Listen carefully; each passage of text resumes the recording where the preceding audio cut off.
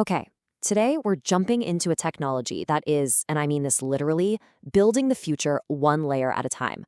We're talking about 3D printing, and we're going to get to know one of the key players in this whole revolution, a company called Kwirtmak, to see how they're shaping everything from aerospace to, get this, jewelry. So, how does this all work? To really get a feel for how powerful this is, you kind of have to see it in action. This is where a digital idea, just a file on a computer, becomes something solid you can actually hold in your hand. So, what you're looking at here, this isn't your typical factory assembly line.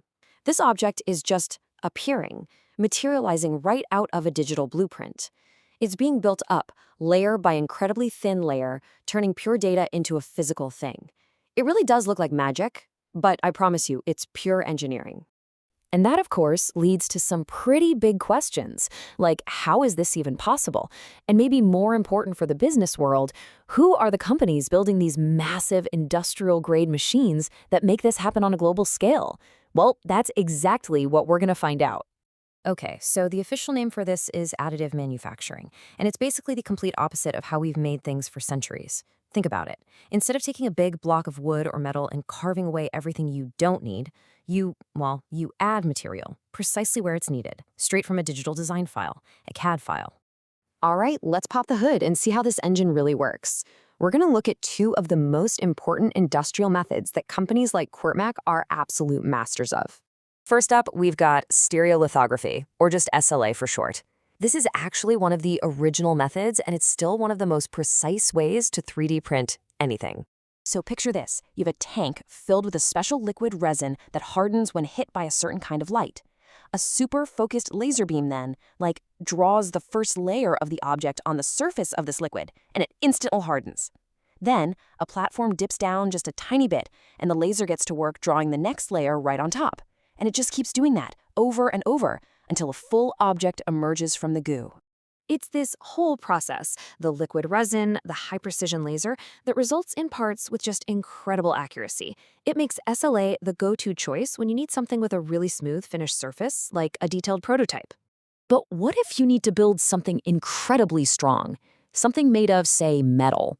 Well, that brings us to our second major method, laser melting. Now this works on a totally different principle. Forget the liquid. Here, you start with a bed of superfine powder. It could be plastic, or it could even be something like titanium. Then a really powerful laser zaps the powder, melting and fusing the particles together. Again, layer by meticulous layer to build a solid object. The parts you get from this are just unbelievably robust. And here's the really clever part. All that leftover powder that didn't get melted, it just sits there, acting as a natural support structure for the object as it's being built. This means you can create these fantastically complex shapes that would be pretty much impossible to make any other way. So, we've seen the what, we've seen how the tech works. Now let's talk about the who. Who is actually building these amazing machines that are powering this revolution? It's time to meet a leader in this space, Kwirtmak.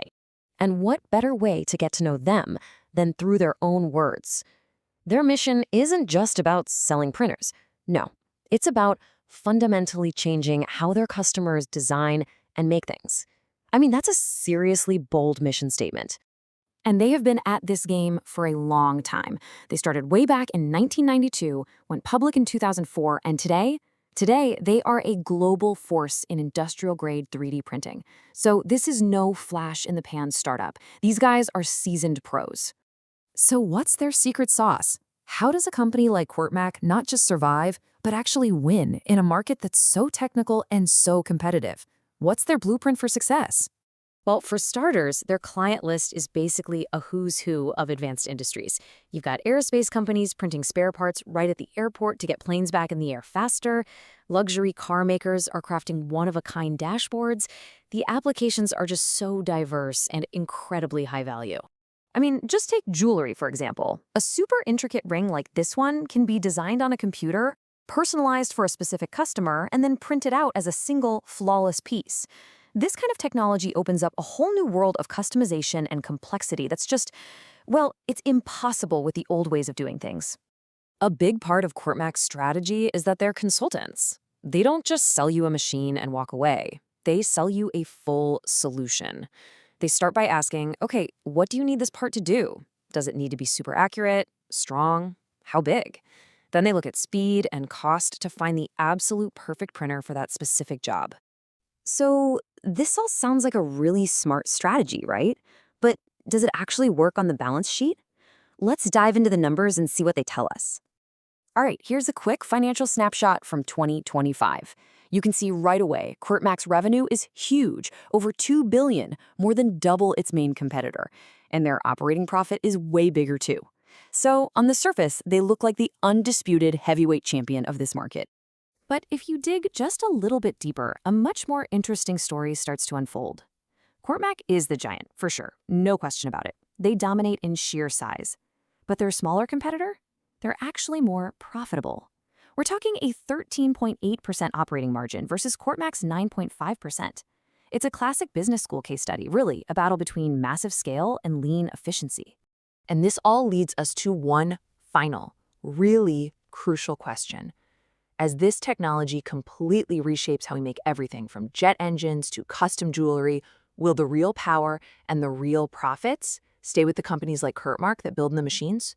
Or is it going to shift somewhere else entirely? Now, that is the big question for this whole industry. Thanks so much for joining me.